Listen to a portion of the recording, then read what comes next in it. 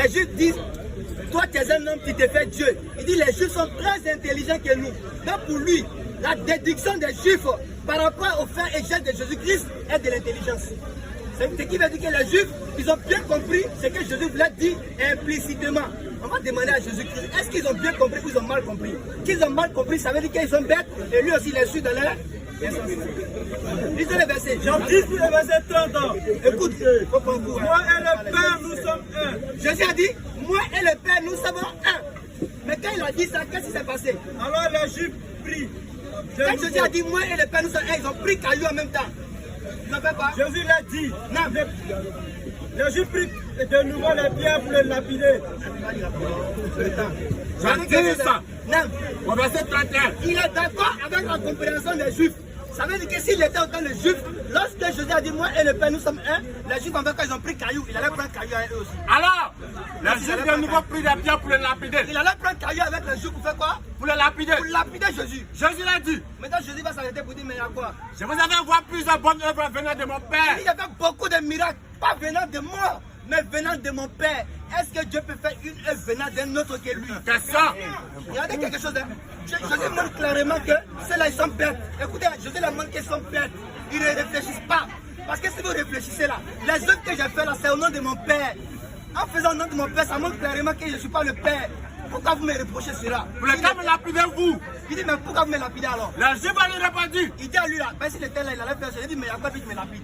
Ce n'est pas pour une bonne œuvre que nous te lapidons. Il dit c'est pas encore d'une bonne action qu'on te lapide. Mais pour un blasphème.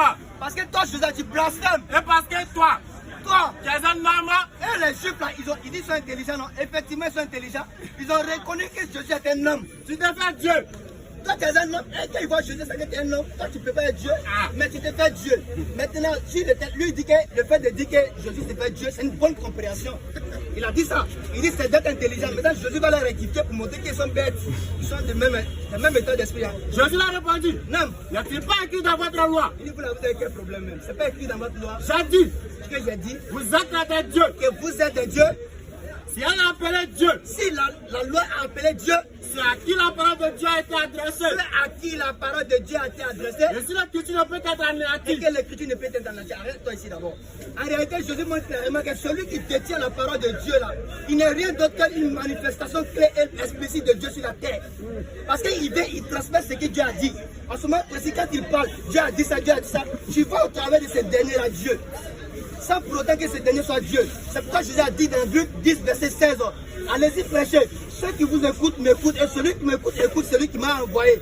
Parce qu'il n'est pas l'origine de la parole qui m'a. Vous comprenez? Donc au travers de sa parole, les Juifs ont compris qu'il est Dieu. En réalité, il ne dit rien de lui-même. Dans Jean 12, verset 48, il dit, le Père qui m'a envoyé a lui-même prescrit tout ce que je dois dire et annoncer.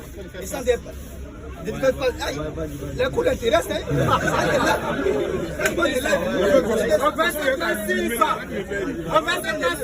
Avant de partir au verset 36, écoutez bien, Jésus-Christ quand il parlait au nom de Dieu. Il parlait au nom de Dieu jusqu'à les Juifs ont pensé qu'il se faisait Dieu.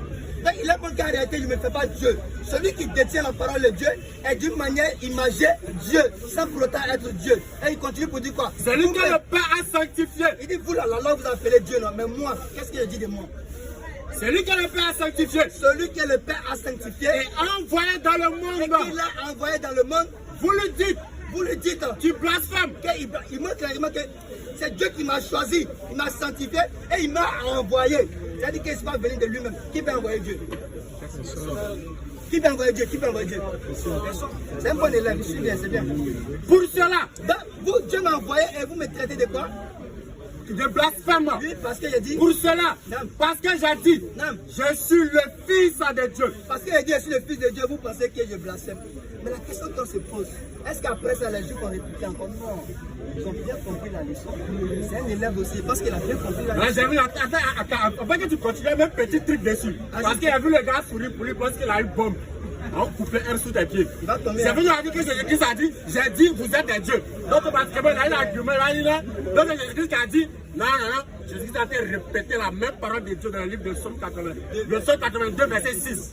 J'avais dit, vous êtes des dieux, vous êtes tous des fils du Très-Haut. Donc quand Jésus-Christ dit, j'ai dit, c'est pas lui-même l'entrée, il a répété la parole de Dieu qui se trouve dans Somme.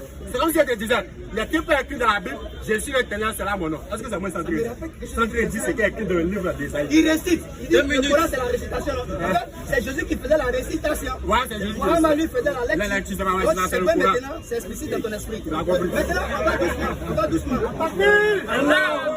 Dans Jean 1, il a pris Jean 1. C'est un gars, un élève distrait. C'est un élève. Quand tu lui dis, mec, il dit non, il veut résumer parce qu'un résumé, il cache quelque chose. On dit, faut lire, il dit non, il ne lit pas. C'est un élève, il est distrait, il va avoir peur de moi. Ça, il lit rapidement. Écoutez, faites très attention à celui qui aime résumer les versets. C'est un tricheur. On lui a dit, faut lire, il dit, elle lit pas, tu connais, je ne connais pas, il faut lire les versets, s'il te plaît. Un père de Dieu, il faut lire les versets. Parce que toi, là, au commencement était la parole. On dit au commencement était la parole. Et la parole était avec Dieu. Et la parole était avec Dieu. Et la parole était Dieu. Et la parole était Dieu. Au verset 14, non. Et la parole a été faite en chair. Et la parole s'est faite chair. Pour lui, quand on dit la parole qui était avec Dieu et la parole qui était Dieu là, elle est devenue homme. Dans cette parole-là, elle est Dieu en Jésus. Mais quand on dit d'abord la parole était Dieu, ça n'est pas fait. Quand on dit j'étais président, ça veut dire que je ne suis plus président. Donc si la parole était Dieu, c'est lorsqu'elle était avec Dieu. Mais lorsqu'elle n'était plus avec Dieu, elle n'est plus Dieu parce qu'elle était. Comme le maître a besoin de le dire, la parole de Dieu ne peut être Dieu que si elle est créée. Quand ça devient une créature, c'est plus Dieu. Maintenant, ce qui ne sait pas, c'est qu'on dit tout ça a été créé par elle. En réalité, Dieu ne fait que créer les choses par l'outil de la parole. Claire. Par l'outil de la création qui n'est rien d'autre que la parole. Non. Il a dit soit. Cette parole-là, lorsqu'il voulait créer le ciel, il a dit soit. Cette parole fut le ciel. Quand il voulait créer la terre, il a dit soit. Lorsqu'il voulait créer Jésus, il dit soit. Cette parole fut Jésus, c'est une créature. C'est pourquoi il va dire dans Hébreux 5, verset 10. Il dit que tu n'as voulu ni sacrifier ni holocauste, mais tu m'as formé un corps. Tu m'as formé un corps, Dieu.